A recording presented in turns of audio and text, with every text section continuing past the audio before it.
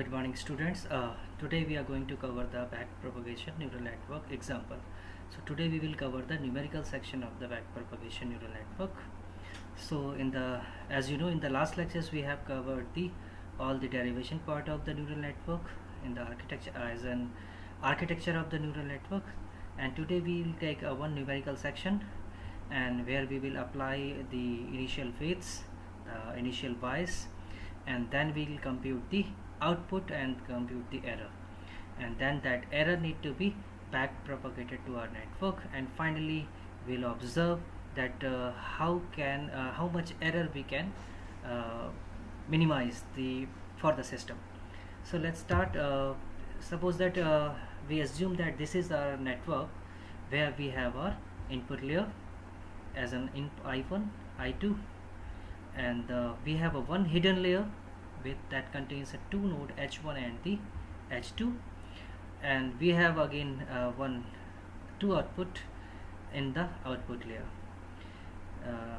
We will consider as an initial weight here as in W1, W2.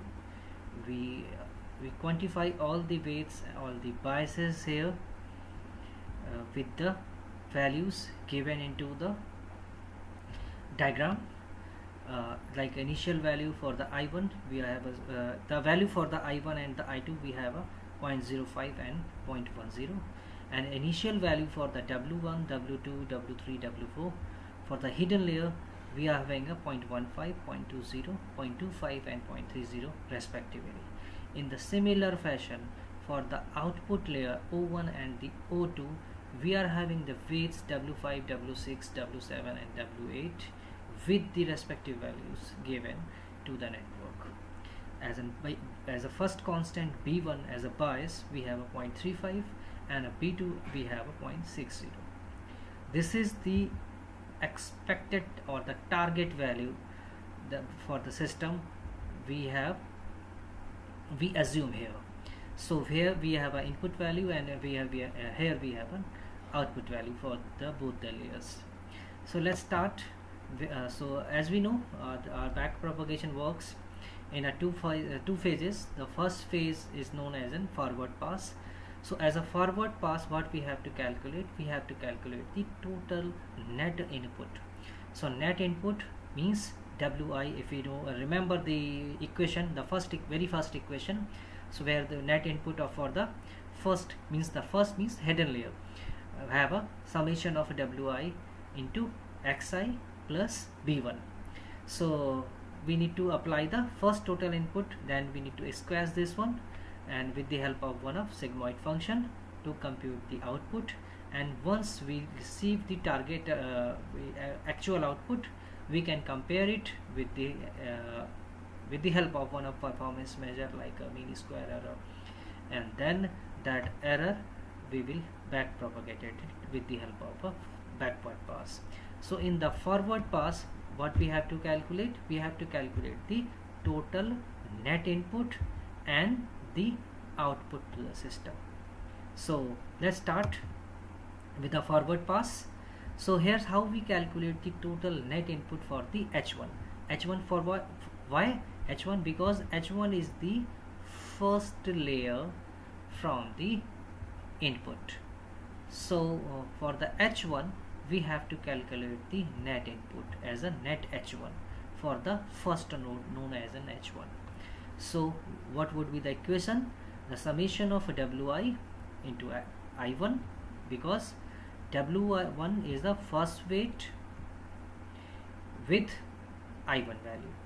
Same way W2 is the second weight with the I2 value, and here we have a value of the constant as a bias to the system. So with the help of this equation, the first equation, we are going to compute the first input for the H1 node of the hidden layer. So once we receive or once we obtain the input, what we need to do? We have to pass it to the output, and the equation of the output layer, so we have already known as we have seen it as an square squares rule or the logistic function. So it is a 1 by 1 plus e की power minus x, where x is the input of the previous node. So once we apply here, we'll receive the output of the h1 node as an output of h1. In a similar fashion, remember, in the similar fashion we need to calculate it with the value for the second node, and we'll receive the output as a 0.5968438. So what we have obtained so far, we obtained the values of output, means the actual value of the h1 and the actual value of the h2. Now in the same fashion, what we have to do, we have to calculate the value for the O1 and O2 for the output layer. So now what we have to work, we have to work for this layer. So now the output of that hidden layer will be an input for the output layer. It's a very simple concept. So net O1 equal to W5 out of H1, since it would be the input value, and output of H2, that need to be associated with the W6 for the output value. So, and we have a B2 constant as a y-intercept or as a bias to the system. So in this way we will receive the input as a 1.10.105905967, and once we'll pass it to the output function, we'll receive the output for the output one node, this node. So in the similar way we have to calculate it for the second node here, this node, and we will we obtain the second value. So here what we have done so far, we have calculated the value for the H1 and the H2 node, and finally O1 and the O2 node. So what we will do now, we have to calculate the error, since we have received our actual output and the target output. So it is a very simple formula of the mean square error, that is a summation of half target minus the output, means the actual output, that whole square value. So once we received it, we will apply all the received value so far, means the expected and the actual one. So what would be the expected one? Expected one was the 0.01, and what is the actual one? That we have obtained with the help of the formulas and the equations. So the first error of the O1 node we will get as of 0.27481, and for the O2, the second node, we will receive as in 0.0235. Once we sum up all the errors for the O1, O2 or nth layer, whatever, we will get the complete or a total error 0.29837. So this is what our forward pass. Now what we have to do, we have to apply our backward pass to the output layer, since output layer is the first adjacent layer to the output, and here we will where we will apply one thing, that we need to consider W5, means first weight, that is considered for the output layer. So that first weight as a W5 is being upgraded here or rectified here, and that will be possible once we will decide the partial derivatives of E total with respect to W5, means what is the impact of E total with respect to W5.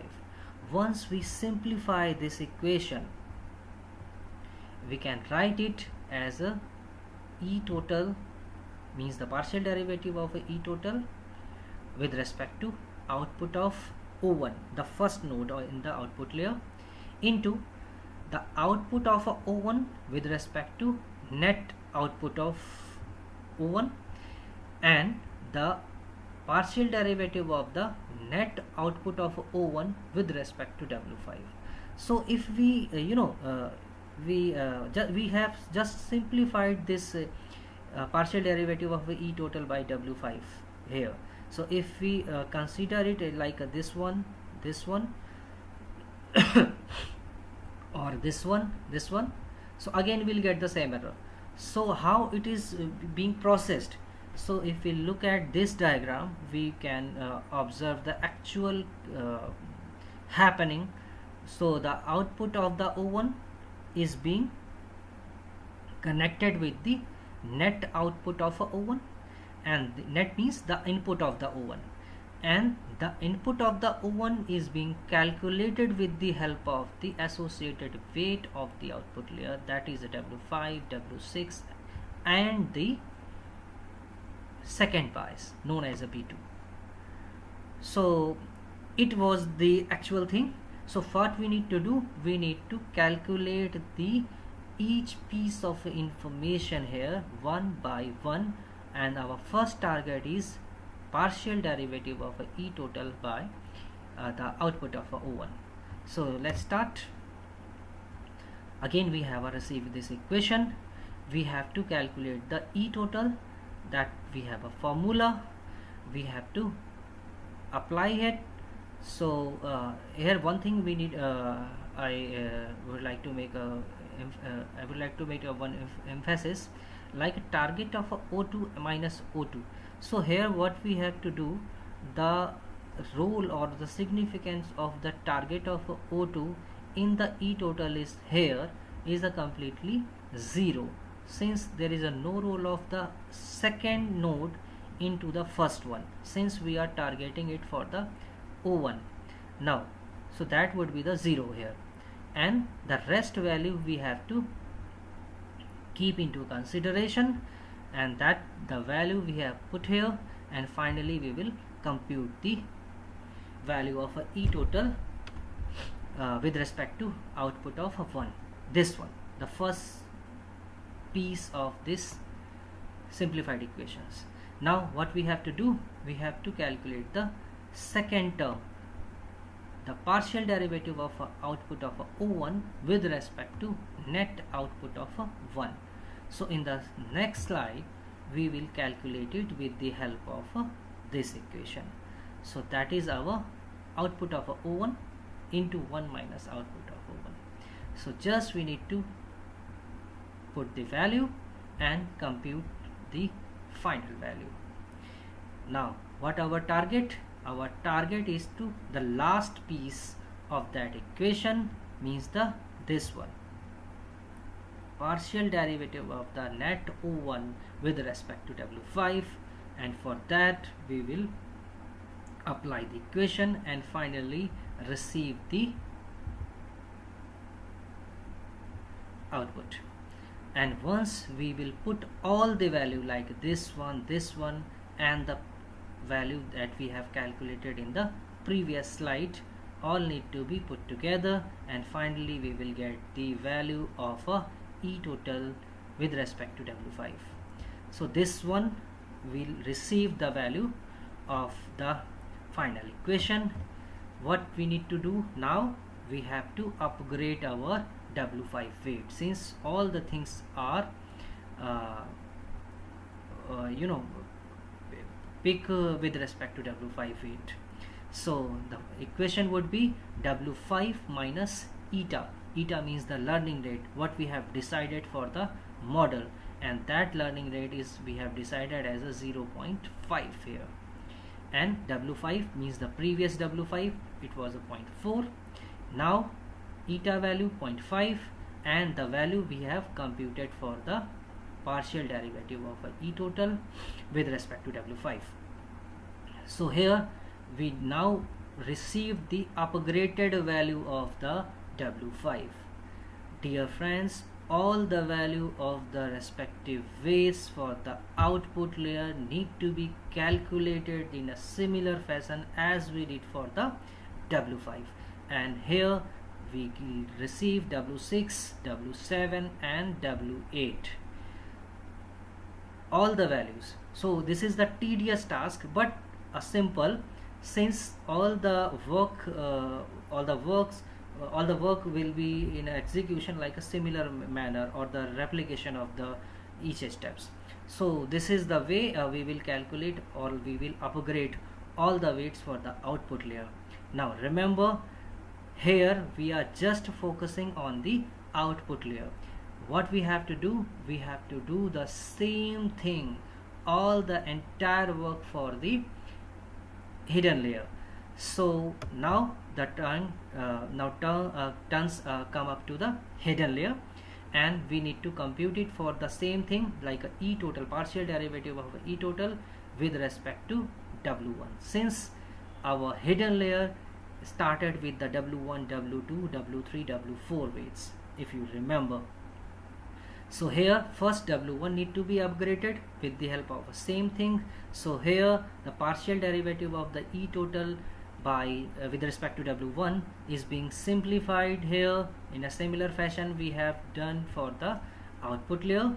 We will compute each piece of the information one by one with the help of the given equation, and for that we will calculate it here for the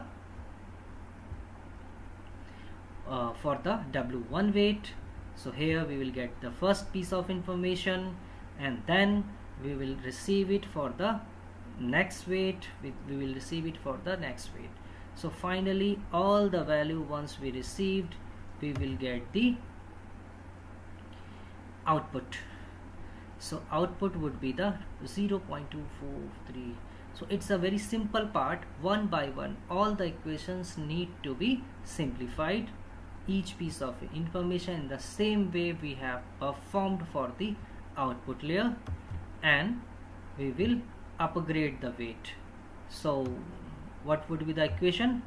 The first weight W1 need to be rectified here. So earlier it was a 0.15, but now it is a 0.4978 after the first iteration. The repetition of the same thing, same pattern for the as we did for the W6, W7, W8 after we have applied it for the W5 weight. So for the hidden layer, as we did for the W1, we have to apply it for the W2, W3 and the W4 weights. Means here we had 4 weights. So all the weights need to be rectified or the upgraded here with the same equations. So the same thing or the same entire work can be performed in a very repetition manner.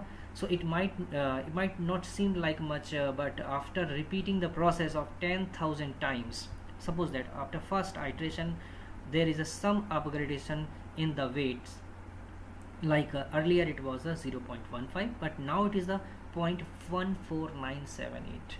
So after first iteration we are getting the lesser value. So it's quite possible that after 10,000 times, once we applied it with the help of some programming language, we will get the error as a 0.00, means the total error. So this is the way, this is the process of the backpropagation neural network, where we will receive the very less error or the error need to be nullified. So this is the complete process of the backpropagation neural network. I hope, I believe that the process is you have learned so much things about the backpropagation neural network. You will apply into your formula, you will apply into your case studies and the given example. So thank you, have a nice day.